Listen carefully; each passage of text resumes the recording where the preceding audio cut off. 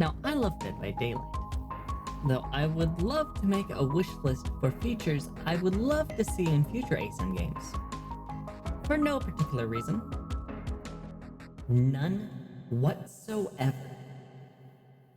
Wishlist number 1. Perks being tied to survivors and killers. As much as I love a wide range of build crafting games like Guild Wars 1, Horror Asyms are, in my opinion, not the place to do it. The mode is already a delicate balance, with two sides being radically different in both terms of goal and gameplay. This allows for more balancing between perks. If the perk isn't meta at the time, there could be a class perk that is assigned to a selection of characters that they can replace it with. In a perfect world, there would be 3 perk slots, each with a pool of 3 different choices for each slot. 2 tied to the character, and 1 for the class. This way you can retain some small semblance of what you can and cannot bring into the trial, while also being able to fine-tune the capabilities of that survivor and or killer. On the topic of perks, I feel perks should be far more grounded and way less game warping. They should still be fun, however, restrained. When they're not restrained and they can warp entire games, it creates a knowledge check.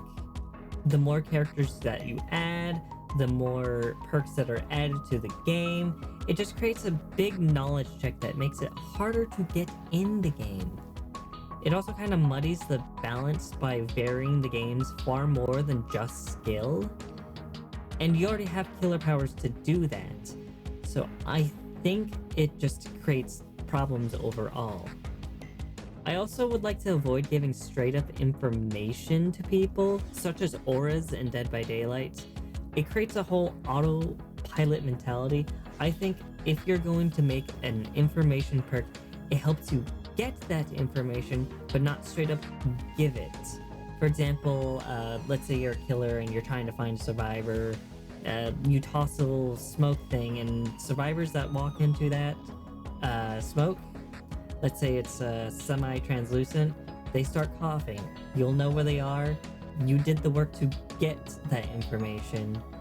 Or, let's say you're a survivor and you need to check corners. Instead of peeping your head around the corner, they use a mirror to safely check it.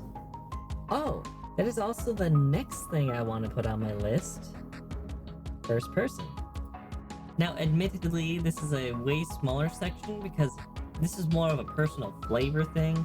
I just think you can do far more interesting things with first person in a horror game of this genre.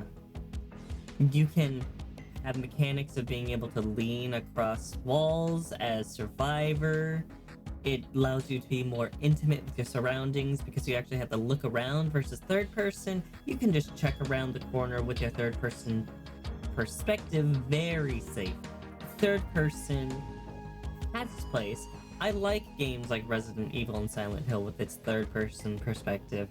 However, for a Horror Asym game, I'd love to see a first person. We've had a few titles that have been third person.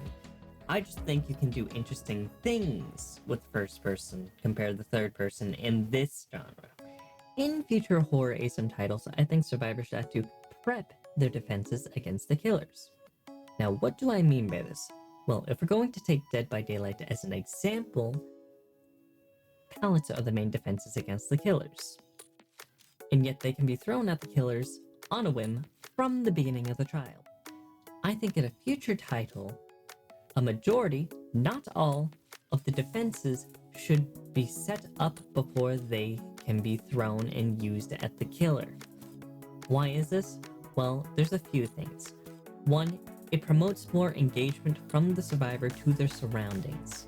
They have to set up the defenses, so they will make a mental note of those defenses, and they will know the defenses are there. It also slows down the early game, so that the objective is not rushed. But they can also choose to ignore these defenses and do the objective anyways, so they can try to do it faster, but they'll put themselves in far more danger doing this, so it creates a more interesting dynamic. It also allows survivors to do things other than the objective. Totems are a secondary objective in Dead by Daylight, but they're very useless, if we're being honest. Unless there's a hex totem, which not every killer brings, but unless there's a hex totem, there's no point in doing it. So survivors will just do the main objective if they're not in chase. Prepping up defenses will add a dynamic that will add to the depth of the game, in my opinion. Also, a little side tangent, it would be nice to see more defenses than just 2. Like in Dead by Daylight, you only got windows and pallets really protecting you on every single map, and that's it. Though, it doesn't even have to be that way either in Dead by Daylight itself. In the Nostromo's map, you have the cryogenic freezing that they could do way more with. That is very interesting to have alongside the pallets and windows. Though that's also a side tangent for another day. I just wish they'd do more with that. Now, this is the last thing I wanted to put on this little wish list of mine that I want to see in future Asym titles. I want to see the 1v3. I want to see the 1v3 in particular. We've seen some variation in killer and survivor numbers. We've seen the 3v3 in Texas Chainsaw Massacre, and we saw the 2v8 in Dead by Daylight. Now, I want to see the 1v3 in particular. First off, I think it'd be far easier to balance and is far less straining on the killer. In the 1v4, you have 4 different locations to keep track of with survivors, which can be very straining as you can be on only one of those locations. If you balance for the 1v3, you can't really do it in Dead by Daylight as much, because the game is not balanced around it. But if you balance it around the 1v3, you only have 3 locations you have to keep track of, far easier than 4. And I don't think 2 is enough for a cat and mouse game like this.